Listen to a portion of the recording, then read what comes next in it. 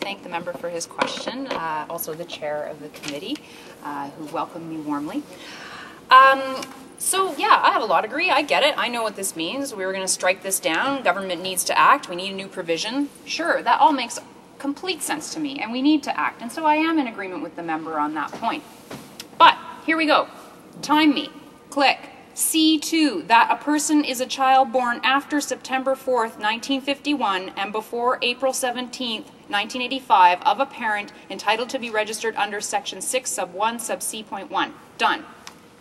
So there it is. That's actually all we need to do to make this better. I am all for an exploratory session on many of the things that need to change about the Indian Act, but if we're going to stand here and vote on C3, why can't this piece be in there? Why can't this piece be in there to actually effectively address gender discrimination in the Act?